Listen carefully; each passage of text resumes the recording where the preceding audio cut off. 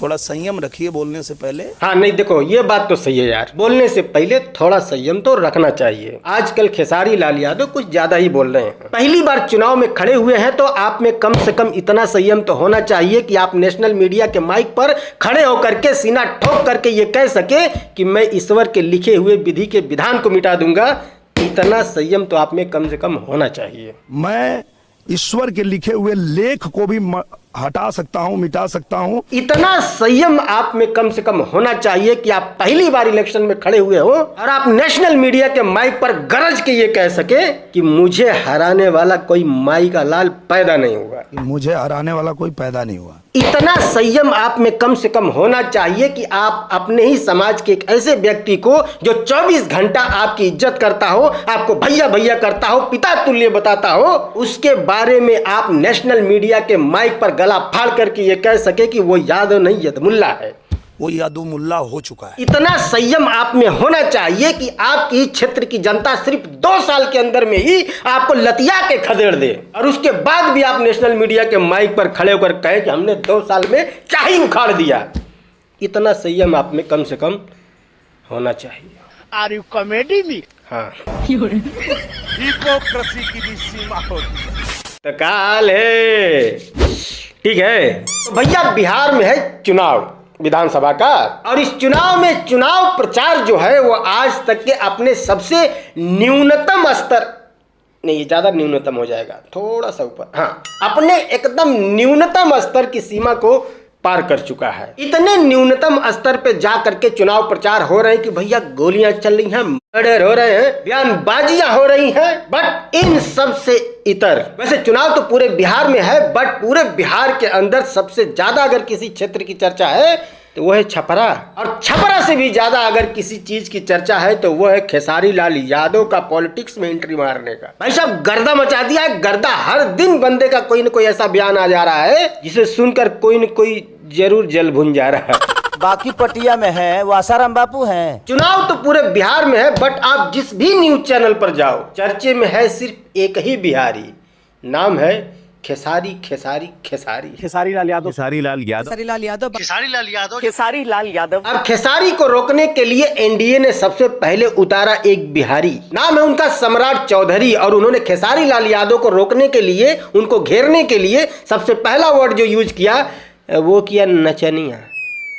अब नाचने वाले को ही भेज दिया आपके यहाँ। फंस गए बेचारे, दांव उल्टा पड़ गया और पब्लिक पूछने लगी कि अगर ये नचनिया है तो फिर ये लोग कौन है? वो आसाराम बापू हैं। फिर क्या था, भाई साहब तुरंत मंच से उतरे और अपना हाफी डिविट जमा करने चले गए। अरे मैं तो हाफी डिफीट करता हूँ। अब उसके बाद बीजेपी ने सोचा कि खेसारी लाल यादव को रोकने के लिए किसको उतारा जाए मैदान में। मीटिंग हुई बे, और उस मीटिंग में फैसला हुआ कि रवि किशन को उतारा जाए, क्योंकि रवि किशन के खिलाफ शायद खेसारी लाल यादव कुछ न बोले। मार्गदर्शक है भाई, पिता तुल्य बड़े भैया है, और पिता तुल्य बड़े भैया के खिलाफ कैसे बेटा बोल देगा? हाँ बिल्कुल एकदम सही। अब रवि किशन बैठे अपने जहाज में, चलने लगे बिहार की तरफ, लेकिन कौन से मुद्दे पर घेरे खेसारी लाल यादव को? रस्ते भर सोचते सोचते बेचारे परेशान हो गए। पहले से वो नेता भी नहीं है कि चलो उसका काम में ही कोई कमी निकाल के दिखाया जाए जनता को। हमसे उसकी दुश्मनी भी नहीं है कि चलो पर्सनल दुश्मनी ही कोई निकाल लिया जाए। करें तो करे क्या, बोले तो बोले क्या? कौनो मुद्दा नहीं है जो मुद्दा खड़ा करके खेसारी लाल यादव को घेरा जा सके। जिंदगी झंडवा। और इतना सोचते सोचते उनकी जहाज ने फाइनली बिहार में लैंड कर दिया। जैसे ही एयरपोर्ट से बाहर आए तुरंत किसी कार्यकर्ता ने मोबाइल में एक रील दिखा दिया उनको, भैया हाई देखिए, राम मंदिर की जगह पे फलनवा हॉस्पिटल बनाने की बात कर रहा था। फिर क्या था, मिल गया मुद्दा। राम मंदिर का विरोध किए कि वहां हॉस्पिटल बनना चाहिए। भाई राम मंदिर का भी विरोध करने लगे, छपरा से आवाज आई। अब इस मुद्दे पर खेसारी लाल यादव थोड़ा थोड़ा इनके चंगुल में फंसते हुए नजर आए। बीजेपी को लगा प्लान काम कर गया। अचानक से हमला करने के लिए बीजेपी ने अपना एक और सैनिक भिड़ा दिया। दोनों तरफ से करो, एक तरफ से करोगे तो ऐसे रोक लेगा, बॉडी बिल्डर है भाई। फिर उनके दूसरे सैनिक दिनेश लाल यादव निरहुआ मैदान में उतरे और उन्होंने भी सेम मुद्दे पर घेरा कि राम मंदिर की जगह हॉस्पिटल बनना चाहिए। अब मैं आप लोगों से एक बात पूछना चाहता हूँ कि राम मंदिर की जगह पर हॉस्पिटल बनाने वाली जो बात कही थी खेसारी लाल यादव ने, वो कब कही थी? आज के लगभग 1.5-2 साल पहले, राइट? राम मंदिर की जगह पे काश एक हॉस्पिटल बन जाता तो उसमें मुसलमान का भी इलाज होता और एक हिंदू का भी इलाज होता। तो एक बार के लिए मान लेते हैं कि खेसारी लाल यादव ने गलत बोला, सनातन के खिलाफ बोला, सनातन विरोधी है खेसारी लाल यादव, मान लेते हैं। तो 1.5-2 साल पहले जब खेसारी लाल यादव ने ये बात बोला था, उसके बाद भी वो छोटा भाई था, लाडला बेटा था, सुलझा हुआ कलाकार था, बढ़िया सिंगर था, सब कुछ था। अचानक से आज कैसे आपको पता चल गया कि वो जो बात 2 साल पहले खेसारी लाल यादव ने बोला था वो सनातन विरोधी बात था? आज याद आया है? गजब भाई, जब खेसारी लाल यादव ने ये बात जब बोला था आज के 1.5-2 साल पहले, तो उनकी बोली हुई बात अगर सनातन के खिलाफ थी तो विरोध उसी वक्त होना चाहिए था ना। आज अचानक से याद आया है कि वो बात सनातन विरोधी था। बेचारे भूल गए होंगे, टेंशन बहुत है ना। खैर छोड़ो, ज्यादा पॉलिटिक्स हो जाएगा, ज्यादा डीप नहीं जाएंगे। दिनेश लाल यादव निरहुआ का थोड़ा सा बयान सुनते हैं। ओके, रवि किशन के बारे में बोलने से पहले सोचना चाहिए कि आप किसके बारे में बोल रहे हैं। हाँ, रवि किशन के बारे में बोलने से पहले 100 बार सोचना चाहिए। क्या बात कर रहे हैं? देवता है रवि किशन, उनके बारे में तुम नहीं बोल सकते हो, ठीक है? रिमोट से लहंगा उठाने का आविष्कार किया है उन्होंने, इतने बड़े संत आदमी के बारे में तुम बोलोगे? तुम्हारी इतनी हिम्मत है? हम रहते ये बोल पाते? अगर आप ये बोलते हैं कि रवि किशन ने कुछ नहीं किया, मनोज तिवारी ने कुछ नहीं किया और निरहुआ ने कुछ नहीं किया, तो जब ये लोग सांसद होके कुछ नहीं किए तो आप विधायक होके क्या कर लेंगे? हाँ, इन्होंने सांसद बन के कुछ नहीं किया तो तुम विधायक बन के काहे उखाड़ लोगे? हैं? जब ये लोग निकम्मे हैं, तुम्हें भी निकम्मा बन के रहना पड़ेगा, तुम्हें भी कुछ नहीं करना है, ठीक है? कैसे लोग रहते हैं यार यहाँ पर। खैर, मैं बताता हूँ कि विधायक बन के क्या क्या किया जा सकता है, क्योंकि एक भाई साहब और हैं, क्या नाम है उनका? हाँ, मनोज सिंह टाइगर उर्फ बतासा चाचा, वो भी सेम बात बोल रहे थे कि का विधायक बन के काहे उखाड़ लेबो, धरती पलट देबा, है ना, इस तरह की बातें कर रहे थे। नहीं, उखाड़ लेबो शब्द उन्होंने नहीं कहा था, मैं जोड़ रखा। आप अपना पद पा जाएंगे, विधायक बन जाएंगे तो आप दुनिया पलट देंगे भैया। इतना फंड आ जाएगा आपके विधायक निधि में, मारेंगे पूरा। दिमाग के माँ बहन मत कर बाबू। तो विधायक बन के क्या क्या किया जा सकता है शायद इन लोगों को नहीं पता होगा, क्योंकि ये लोग जिस पार्टी में है वो एक बहुत बड़ी पार्टी है, और इतनी बड़ी पार्टी में इन्हें कितनी ही तवज्जो दी जाती है वो आप लोगों को पता है, बताने की जरूरत नहीं है। विधायक बनने के बाद आप अपनी कॉन्स्टिट्यूएंसी में, अपने क्षेत्र में वो सारे काम करवा सकते हैं जो आपके अंडर में आता है। उसके लिए अगर आपके विधायक निधि का पैसा कम पड़ रहा है तो आप एक्स्ट्रा पैसा भी मंगा सकते हैं, आपको काम दिखाना होगा। इन्हें नहीं पता होगा। विधायक बनने के बाद आप मंत्री बन सकते हैं अगर आपकी पार्टी सत्ता में आती है तो। और जो मंत्रालय आपके अंडर में आता है, उस मंत्रालय का जो भी जिम्मेदारी है, जो भी काम है, वो काम आप अपने पूरे स्टेट में कर सकते हैं, यानी कि अपने पूरे राज्य में। इन्हें नहीं पता होगा। विधायक बनने के बाद आप मुख्यमंत्री बन सकते हैं, राइट?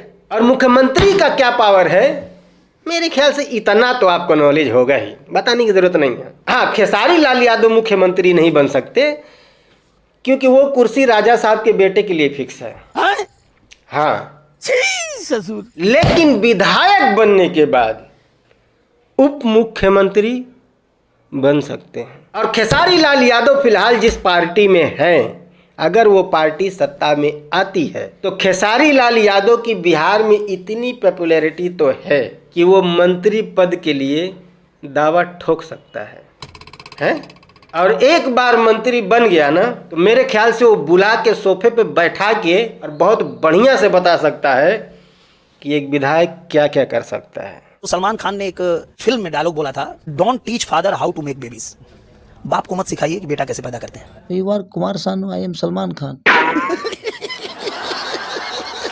खैर, ये सब ख्याली पुलाव हैं, ऐसा कुछ होने वाला नहीं है, ठीक है? बिहार में फिलहाल जो माहौल है, सरकार बदलती हुई तो मुझे नहीं दिख रही है। खेसारी लाल यादव अपनी सीट से जीत सकते हैं, लेकिन सरकार बदलने वाली जहां तक बात है, मुझे नहीं लगता कि सरकार बदलने वाली है, ठीक है? क्योंकि देखो, अभी मैदान में जनस्वराज भी आ गई है, जो कि एक बड़ी पार्टी है। अब जनस्वराज का बिहार में अपना कोई वोट तो है नहीं, क्योंकि नई पार्टी है, पहली बार चुनाव लड़ रही है, तो पहले से उसके पास कोई वोट बैंक तो है नहीं, तो उसको कौन लोग वोट देंगे? जाहिर सी बात है, जिन्होंने पहले बीजेपी को वोट दिया होगा, या फिर आरजेडी को वोट दिया होगा, या फिर दूसरी किसी पार्टी को वोट दिया होगा, उन्हीं में से कट के लोग उधर उधर जाएंगे। वहीं पर आप MIM पार्टी भी है असदुद्दीन ओवैसी वाली, वो भी इस बार लगभग 25-26 सीटों पर चुनाव लड़ रही है। तो वो लोग किसका वोट काटेंगे? जाहिर सी बात है RJD का, क्योंकि बीजेपी का वोट उधर तो ट्रांसफर नहीं होने वाला है कम से कम, है ना।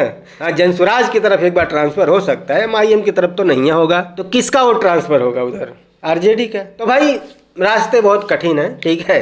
हाँ, JDU का वोट अच्छा खासा कट सकता है अगर वो बीजेपी के साथ चुनाव न लड़े तो, क्योंकि जिस सीट पर JDU चुनाव लड़ रही है उस सीट पर बीजेपी तो नहीं लड़ेगी। तो जो बीजेपी के कट्टर समर्थक हैं उनकी मजबूरी होगी JDU को ही वोट करना, और जिनकी मजबूरी नहीं होगी वो जनसुराज की तरफ जाएंगे। ये मेरा पर्सनल एनालिसिस है, और वो भी मैंने इंटरनेट पर देख करके, वीडियो इंटरव्यू देख करके ये सब बताया हूँ। असल में जमीन पर क्या माहौल है मुझे नहीं पता, हो सकता है कि मेरे एनालिसिस से विपरीत वहां पर माहौल हो।